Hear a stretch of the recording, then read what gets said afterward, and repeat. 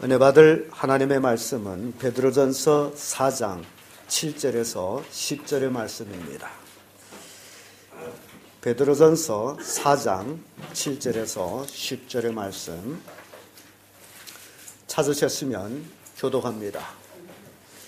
만물이 마지막이 가까웠으니 그러므로 너희는 정신을 차리고 근신하여 기도하라.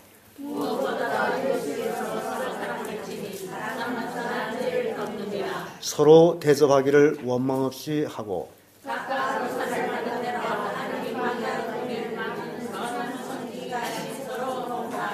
아멘.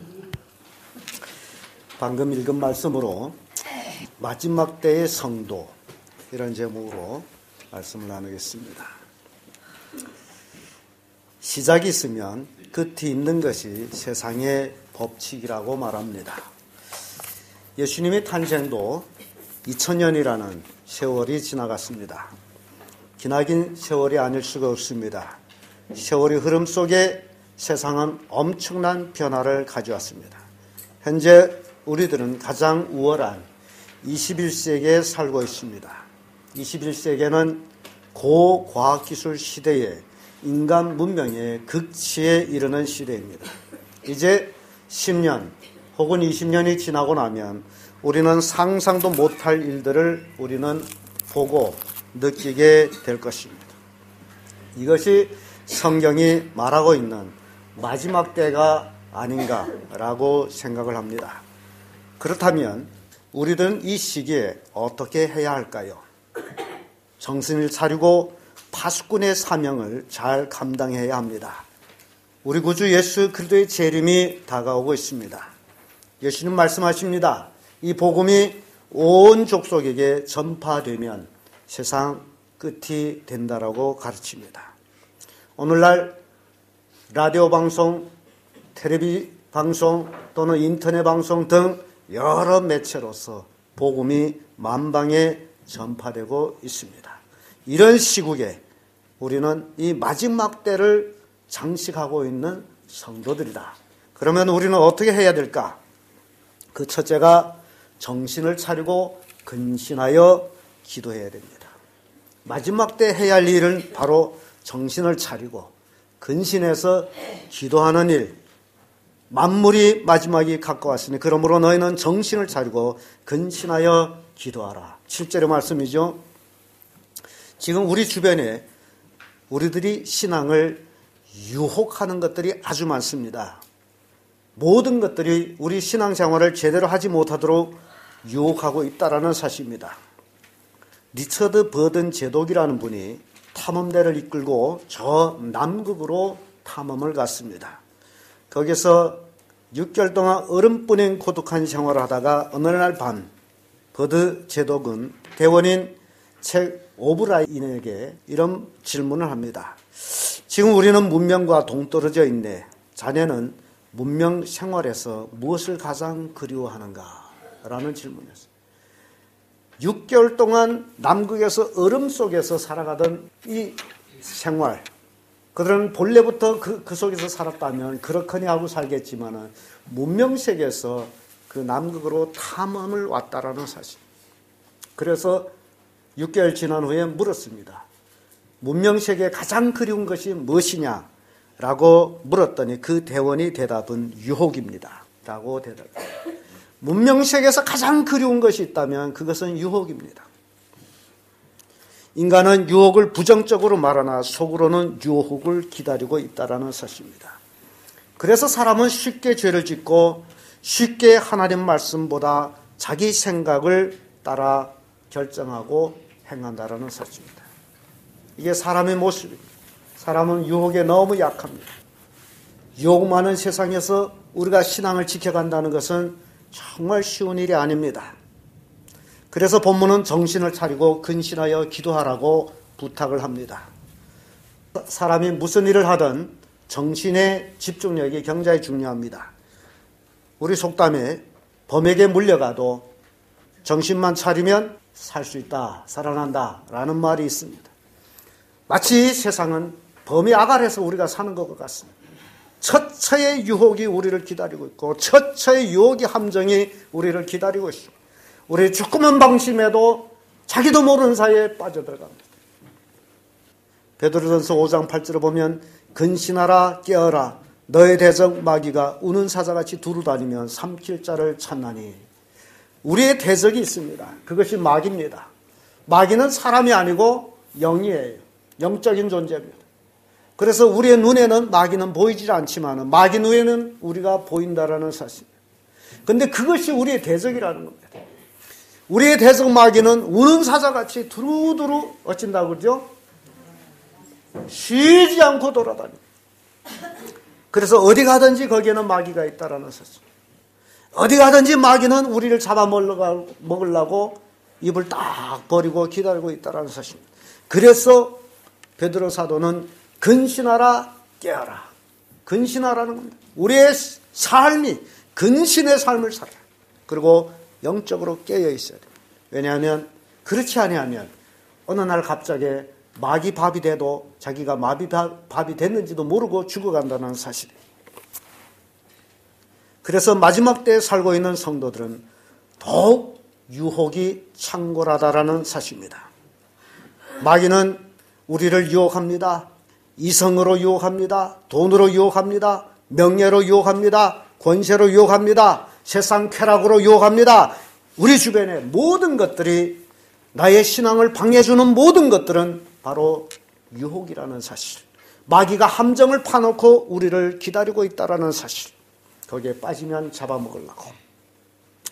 그러므로 성도들은 이 마지막 이 시대에 열심히 기도해야 됩니다.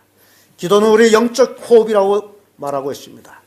호흡이 끊기면 어떻게 됩니까? 호흡이 끊기면 우리는 그것을 죽었다라고 얘기합니다. 산 사람이 죽은 사람, 차이점이라는 것은 산 사람은 숨을 쉬고 죽은 사람은 호흡이 없다라는 사실. 마찬가지로 우리 영적인 그리스도인들도 마찬가지예요. 기도가 없다면 그는 죽은 사람이에요. 죽은 그리스도인입니다. 그래서 열심히 기도해야 됩니다. 죽기 위하여 신앙생활을 하는 사람은 한 사람도 없습니다. 다 살기 위해서 신앙생활합니다. 기도는 영적인 사람이 살아가는 길입니다. 사랑하는 승리교회 모든 성도님들 정신을 차리고 근신하여 기도하는 성도들 되기를 축복합니다. 로마서 13장 11절에 보면 또한 너희가 이 시기를 알거니와 자다가 깰 때가 벌써 되었으니. 이 시기는 자다가 깰 때가 되었다라고 말합니다. 왜 자다가 깰 때가 됐느냐? 마지막이기 때문에. 자다가 깨지 못하면 자던 그대로 영 가버립니다. 한심합니다. 야, 뉴스 봤더니 깜짝 놀랐습니다. 이게 왜 그런 일들이 많이 일어나는지 모르겠어요. 한 집이요, 2층짜리 집인데, 독집인데, 자고 일어났더니 이게 웬일입니까? 집안이 푹 꺼져 떨어갔어요. 집 고층 뼈만 남아요. 속은 다 내려가 버렸어요. 누가 해석할 수가 없습니다. 왜 꺼졌는지.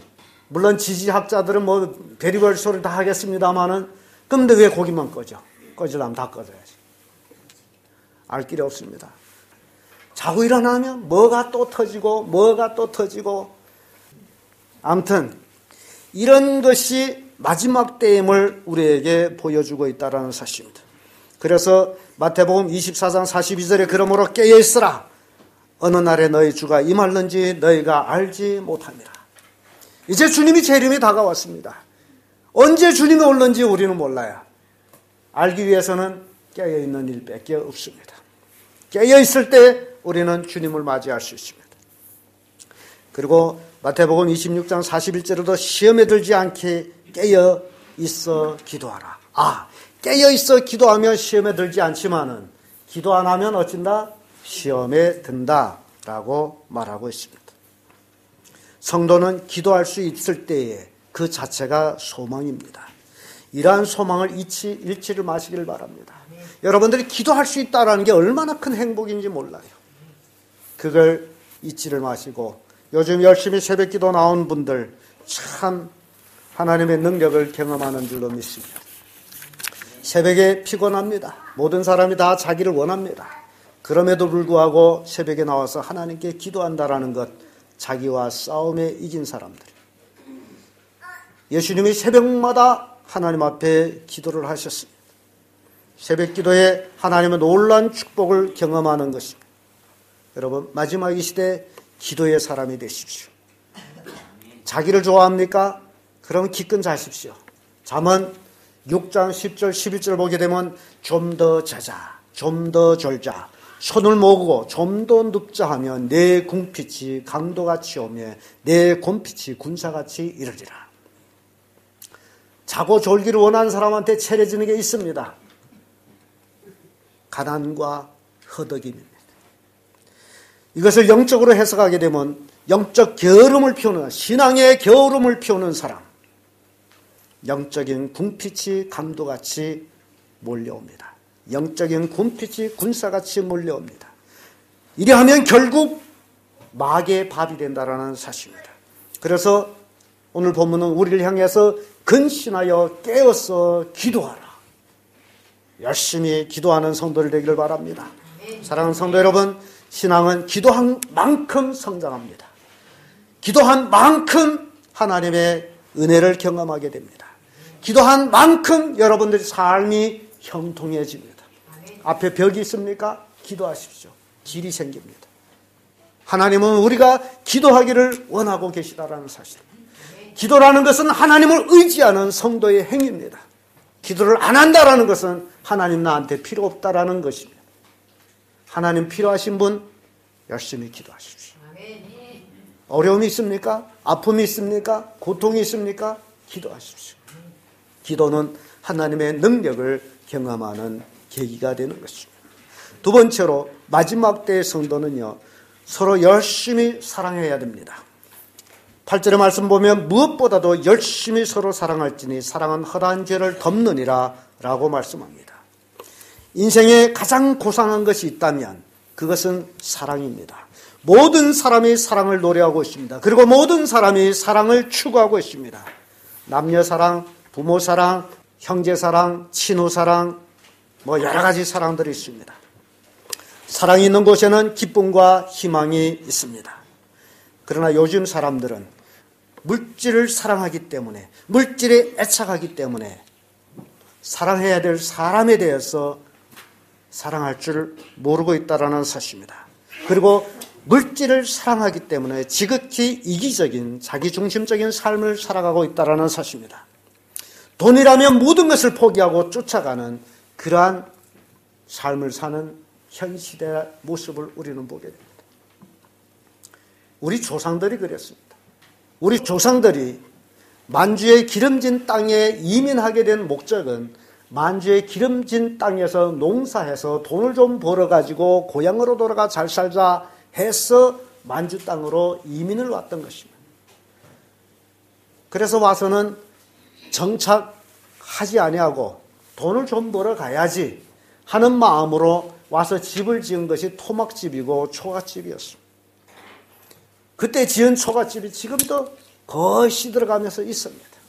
왜 초가집을 지었어요? 몇 년 살다 가려고. 우리 조상이 그랬어요. 벽돌 기와집 고향에 가져야지. 그러다가 이 땅에 정착해서 살아온 지 이제는 300여 년이 됩니다. 한심한 우리 민족입니다.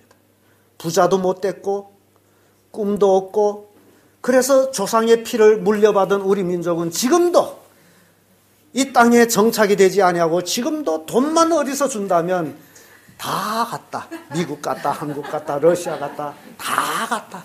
잘 살아보려고 모두 다 갔다. 우리 교회도 다 갔잖아요. 드멍드멍. 할마 이빨이 빠진 것은 둥승둥승. 갔는데 잘 살았냐 말이에요. 잘 살았냐 말이에요. 디모데전서 6장 10절 보면 돈을 사랑함이 일만하게 뿌리가 되나니 이것을 사모하는 자들은 미혹을 받아 믿음에서 떠나 많은 근심으로 자기를 찔렀도다. 돈을 사랑하는 것이 일만하게 뿌리다. 돈을 쫓아가서 잘된 사람 아무도 없습니다. 여러분, 이건 진리예요. 여러분 꼭 명심하세요. 돈 쫓아가서 잘된 사람 아무도 없다라는 사실. 미국이란 땅을 우리가 볼 때 그 절반 나눠가지고 아래는 남미, 위에는 북미 이렇게 나눕니다. 그런데요, 남미는 스페인들이 황금을 얻으려고 몰려간 땅이 남미입니다. 스페인들이 가서 엄청난 황금을 얻었습니다. 북미는 영국의 청교도들이 신앙의 자유를 찾아간 땅입니다. 금은 얻지 못했습니다. 그러나 지금 300여 년이 지난 오늘에 와서 북미는 세계의 최대의 힘을 가지고 있는 나라가 됐지만은 남미는 강도가 욱실욱실거리는 빈궁의 나라가 됐습니다. 이걸 뭘 설명합니까? 신앙을 찾아간 자들은 복을 받는데 돈을 찾아간 자들은 복을 받지 못했다라는 그것을 우리에게 보여주고 있습니다. 그래서 성경은 돈을 사랑함이 일만하게 뿌리가 된다라고 말씀하고 있습니다. 하나님은 우리 사람을 지을 때에 인격을 가진 사람으로 만들었습니다. 그 인격이라는 것을 지정의라고 얘기합니다. 지성, 감성, 의지, 이 세 가지를 인간이 가지고 있습니다. 그래서 지정의를 가진 사람, 지정의를 가진 사람이 사랑의 대상이 있다면 역시 지정의를 가진 자가 사랑의 대상이라는 사실. 물질은 지정의가 없습니다. 물질은 어디까지는 물질입니다. 물질은 사랑의 대상이 아니라는 사실이에요. 사람이 사랑의 대상이 될 수 있습니다. 왜냐하면 지정의를 가지고 있기 때문에. 사랑이라는 서로 교감이에요. 하나님이 사랑의 대상이 됩니다. 하나님과의 우리가 영적 교감을 가지고 있기 때문에. 우리는 하나님같이 영성을 가졌기 때문에 우리는 하나님을 사랑할 수가 있습니다. 그러므로 인간의 사랑은 대상은 사람이요 하나님이라는 사실입니다. 물질은 사랑의 대상이 아니고 내가 사용하는 대상입니다. 이 세상에 살아있을 동안에 필요한 것뿐이에요. 그러므로 물질이 인간을 행복하게 못합니다. 사랑을 하지 못하기 때문에. 물질이 나를 사랑하지 못하기 때문에 내가 일방적으로 사랑하기 때문에 물질을 얻었다 할지라도 물질을 나를 행복하게 못합니다. 다만 물질이 많으면 내 삶이 편안하게 해줄 뿐입니다. 물질이 많아가지고 절대로 행복하지 않습니다. 그런데 오늘날 많은 사람들이 착각해서 물질이 있으면 행복할 것이다. 물질이 행복을 주지 않습니다. 편함을 줘요. 그런데 그 물질이 결국 사람을 패망케 한다라는 사실입니다. 그래서 돈을 사모하는 자들은 돈의 미혹을 받아서 결국 믿음을 떠나서 많은 근심으로 자기를 찔렀도다 라는 결론을 얻습니다. 그러므로 성경은 우리 사람에 대해서 사랑하라고 말씀합니다. 로마서 12장 10절 11절 형제를 사랑하여 서로 우애하고 존경하기를 서로 먼저 하며 부지런하여 게으르지 말고 열심을 품고 주를 섬겨라. 이게 인간은요 서로 우애하고 사랑하되 게으름을 피우면 안 돼. 하나님은 우리를 게으름 피우라고 만든 것이 아니에요. 우리에게 손발을 주신 것은 열심히 놀려라는 겁니다. 손발을 열심히 놀려서 부유를 창출하라는 겁니다. 그래서 잠언 성경 보면 손을 부지런히 놀리는 자는 부하게 될 것이요 손이 게으름 피운 자는 가난하게 될 것이다 라고 말씀합니다. 여러분 두 손이 있죠? 혹시 손 없는 분이 있습니까? 집에 두고 오셨어요? 밥 먹을 때 맞습니까? 요한일서 4장 10절 12절을 보면 사랑은 여기에 있으니 우리가 하나님을 사랑한 것이 아니요 오직 하나님이 우리를 사랑하사 우리 죄를 위하여 화목제물로 그 아들을 보내셨습니다. 사랑하는 자들아 하나님이 이같이 우리를 사랑하였은즉 우리도 서로 사랑하는 것이 마땅하도다. 어느 때나 하나님을 본 사람은 없지되 만일 우리가 서로 사랑하면 하나님이 우리 안에 거하시고 그의 사랑이 우리 안에 온전히 이루니라.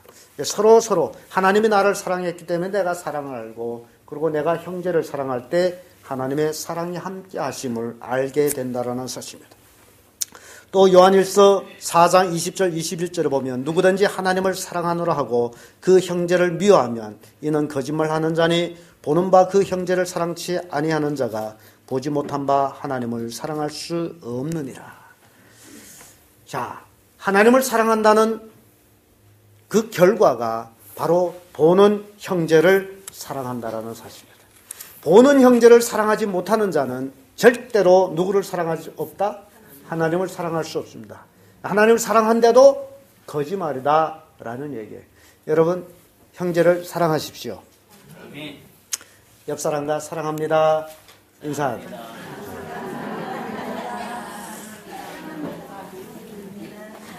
네.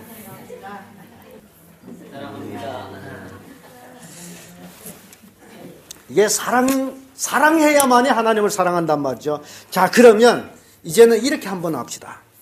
당신을 보니 기분이 좋습니다.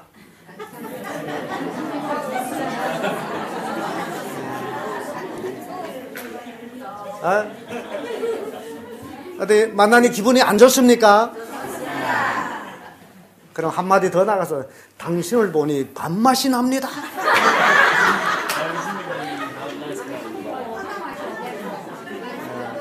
당신을 보니 밥맛이 납니까?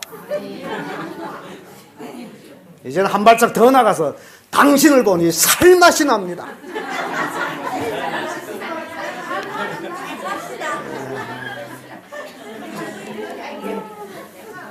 그게 형제를 사랑하는 겁니다. 형제가 있으므로 살맛이 나는 거고, 형제가 있으므로 밥맛이 나는 것이고, 형제가 있으므로 기분이 좋은 것입니다. 그래서 형제를 사랑하는 거예요. 형제를 사랑하는 게 곧 나 자신을 사랑하는 것입니다. 마지막 이 시대에 우리가 사랑으로 똘똘똘똘 묻히는 그런 성도들이 되어야 된다라는 사실. 그래야 마귀가 틈타지 못해요. 우리가 사랑이 있어야만이 복음을 전할 수 있습니다. 사람은 사랑의 대상이기 때문에 우리는 그들에게 복음을 전해야 됩니다. 불신자도 우리의 사랑의 대상입니다. 그래서 그들을 사랑하기 때문에 그들에게 예수 그리스도의 복음을 우리가 전해줘야 됩니다. 그들도 예수 믿고 구원받아야 되기 때문에. 잠언 17장 9절을 보면 허물을 덮어주는 자는 사랑을 구하는 자요, 그것을 거듭 말하는 자는 친한 벗을 이간하는 자니라. 여러분, 사람은요 다 허물이 있습니다. 허물 없는 사람이 있습니까? 없어요. 다 허물이 있어요. 그럼에도 불구하고 검등개 도투수 하듯이 사람마다 계속 남의 숙만해. 알죠? 예. 그러니까 사랑하게 되면 허물을 덮어주는 거예요. 덮어주는, 그게 사랑입니다. 별개 사랑이 아니에요. 뭐 손잡고 사랑합니다 해서 사랑이 아니고, 잘못된 허물이 있을지라도 덮어주는 것이 사랑이라는 사실이에요. 허물이 있을지라도 허물을 보지 말고 덮어주는 그런 사랑. 또 로마서 13장 10절을 보면 사랑은 이웃에게 악을 행치 아니하나니 그러므로 사랑은 율법의 완성이니라. 아, 사랑한다라는 것은 내 형제에게 악을 행하지 않아요. 악을 행하지 않는다는 건 피해를 주지 않는다는 사실. 내가 피해를 보면 받지 절대로 형제에게 피해를 주지 아니하는 것. 이게 사랑이라는 사실입니다.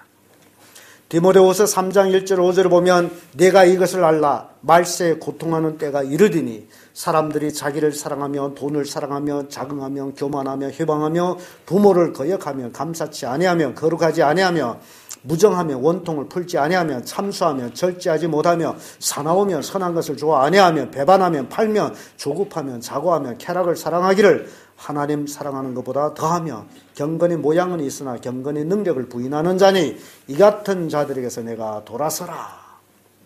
마지막 때에 이런 자들이 많다. 그러면 이런 자들에게서는 돌아서라.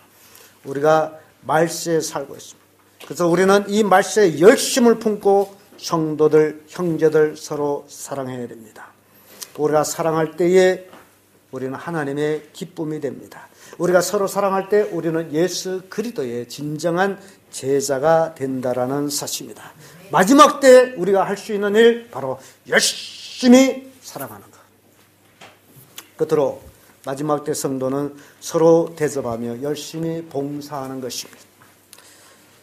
9절에서 10절의 말씀 보면 서로 대접하기를 원망 없이 하고 각각 은사 받은 대로 하나님의 각양 은혜를 맡은 선한 청지기같이 서로 봉사라라고 말씀합니다. 물질 중심의 삶을 사는 사람들에게 있어서 남을 대접한다는 것은 참으로 어려운 일입니다. 그러나 성경은 대접과 봉사를 말하고 있습니다. 마태복음 7장 12절을 보면 그러므로 무엇이든지 남에게 대접을 받고자 하는 대로 너희도 남을 대접하라. 이것이 율법이요 선지자니라. 이 대접의 삶은 굉장히 중요합니다. 참 우리 그리스도인들은요, 서로 대접할 줄 알아야 돼. 우리가 잘 알고 있는 믿음의 조상 아브라함이라는 사람이 있습니다. 그는 75세 때에 갈대 우르에서 살다가 하나님의 부르심을 받아가지고 가나안 땅으로 향해 갑니다. 가나안 땅에 가서 정착해 살아가는데 어느 날 세 사람이 이렇게 와요. 아마 그 시대는 사람이 굉장히 귀한 것 같아요. 사람 본다라는 것이 정말 귀한 것 같아요. 세 사람이 지나가는 걸 달려가서 반갑게 인사하며 이게 이 나무 그늘 밑에 앉아 계십시오. 좀 쉬다 가십시오. 지나가는 사람, 가만 내버려두면 지나갈 사람들. 근데 달려가서 그들을 이 나무 그늘, 아마 큰 마물의 상수나무, 뭐 큰 나무 같아요. 거기에 여기 좀 쉬었다 가십시오. 그럼 만류하기 때문에 쉬었다 가는데 하는 얘기가 여기서 쉬었다 가십시오. 내가 살진 송아지를 잡아서 대접할 때는 기분이 좋게 먹고 가십시오. 여러분 그러겠습니까? 지나가는 사람, 모르는 사람한테 송아지를 잡아 대접하겠어요? 근데 아브라함은 그랬다는 사실이에요. 모르는 사람이에요. 지나가는 사람이에요. 그런데 그늘에 앉혀놓고 달려가서 송아지 잡아서 아마 또 자기 사랑하는 아내 보고 여보 맛있는 음식 만들어. 그리고 또 사라가 뚝딱뚝딱뚝딱 맛있게 해가지고 그 음식을 세 사람한테 갖다 드렸더니 이 세 사람들이 아마 시장했는지 몰라요. 맛있게 먹었어요. 맛있게 먹고 났더니 야 우리가 어떻게 못 먹겠냐 하면서 복을 주는 거예요. 여러분 그래서 성경은 대접하기를 즐겨라. 부지중 천사를 대접한다라고 말씀합니다. 이게 인생이라는 사실입니다. 이게 율법이요 선지자라고 성경 말씀하고 있는데 그래서 성경은 대접받고자 하는 대로 대접하라라고 마태복음 7장 12절에 말씀합니다. 그러므로 무엇이든지 남에게 대접받고자 하는 대로 너희도 남을 대접하라. 대접받기를 원하면 어찌라는 겁니까? 대접하라. 대접하면 됩니다. 또 마태복음 23장 12절에 보면 누구든지 자기를 높이는 자는 낮아지고 누구든지 자기를 낮추는 자는 높아지리라 라고 말씀합니다. 대접하는 것은 낮아지는 겁니다. 대접받는 것은 높아지는 겁니다. 근데 내가 대접하기 때문에 내가 낮아져서 대접을 하죠. 근데 결국 내가 높아지는 거예요.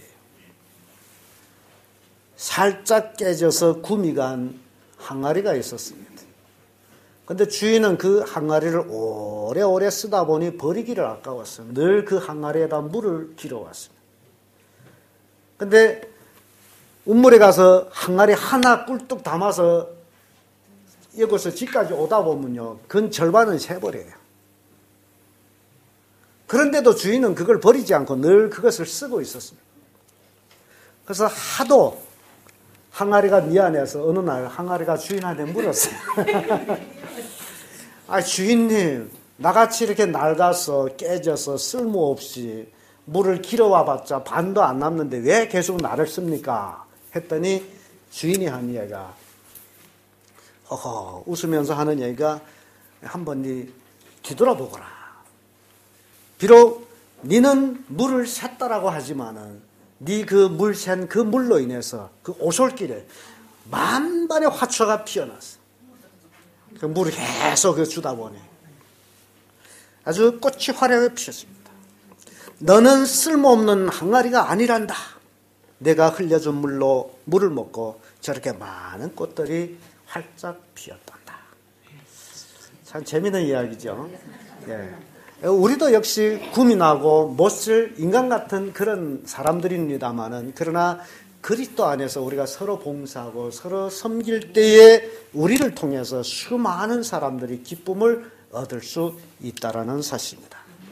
그래서 우리는 봉사해야 되고 그래서 우리는 섬겨야 되고 우리의 삶이 그래서 하나님께 영광이 되도록 해야 됩니다. 베드로전서 4장 9절에는 서로 대접하기를 원망 없이 하고 라고 말씀합니다. 대접하되 원망 없이 하라. 에베소서 4장 12절에는 이는 성도를 온전케 하면 봉사일을 하게 하면 그리스도의 몸을 세우게 하려 하십니다. 우리가 열심히 서로 대접하고 봉사할 때 그리스도의 몸이 선다라는 사실. 그 몸은 교회를 얘기합니다. 또 베드로전서 4장 10절에 각각 은사를 받은 대로 하나님의 각약 은혜를 맡은 선한 청지기 같이 서로 봉사라. 우리 서로 봉사라. 그러므로 봉사는 원망 없이 하는 것입니다. 봉사를 잘하는 사람은 불평이 없습니다. 왜냐하면 하나님의 일을 한 것으로 기쁘고 즐겁기 때문입니다. 마지막 때에 살아가고 있는 이 시기의 성도들은 정말 열심히 섬기는 자들, 열심히 봉사하는 자들이 되어야 됩니다. 이기적인 자기 중심적인 삶을 버려야 합니다. 그래야 우리의 삶을 통해서 하나님이 영광을 받을 수 있습니다. 마귀는요, 사람들을 교회에 나오게 하되 봉사는 못하게 합니다. 마귀는요, 성도들이 교회에 나오게 하되 사랑을 못하게 합니다. 마귀는요, 사람들을 교회에 나오게 하되 기도를 못하게 합니다. 그러면 여러분 한번 생각해, 나는 교회 나오긴 나왔는데 봉사했냐? 나는 교회 나오긴 나왔는데 사랑했느냐? 나는 교회 나오긴 나왔는데 기도했느냐? 못했다면 내 뒤에 누가 나를 그렇게 했다? 마귀가 나를 조작하고 있었구나. 그러면 여러분은 마귀를 쫓아야 되겠죠? 마지막 이 시대에 마귀한테 잡혀 있으면 안 되죠. 천국 가기 위해서 예수 믿는데 마귀한테 잡혀서 지옥 가면 어떻게 합니까? 여러분 열심히 사랑하시고 열심히 봉사하시고 열심히 기도하시고 예수님이 재림하는 그때에 다 들림받아서 한 사람도 떨어뜨림이 없이 공중에서 다 주님을 맞이하고 하늘나라에 가서 영생 복락을 누리는 그런 성도들 되기를 바랍니다. 주님이 재림이 가까웠습니다. 우리는 근신하여 깨어 기도해야 됩니다. 그러지 아니하게 되면 주님이 재림했는지도 모르고 휴거라는 거기에 내용을 보면 그런 얘기죠. 교회 왔는데 아무개가 없어요. 아무개 있어야 되는데 없어요. 또 누구도 없어요. 이들이 어디를 갔지? 오늘 예배 날인데. 남은 다 하늘나라 간데 자기는 교회 예배하러 왔어. 어찌된 일입니까? 여러분 정신 차려야 돼요. 여러분 속에 진정 하나님 나라가 있다면, 여러분 속에 진정 천국이 있다면, 정말 천국을 소망하고 있다면 여러분들이 잘못된 신앙을 회개하고 온전한 그리스도인의 삶을 살아서 예수님의 재림을 맞이하는 귀한 성도를 되기를 예수님의 이름으로 축복합니다.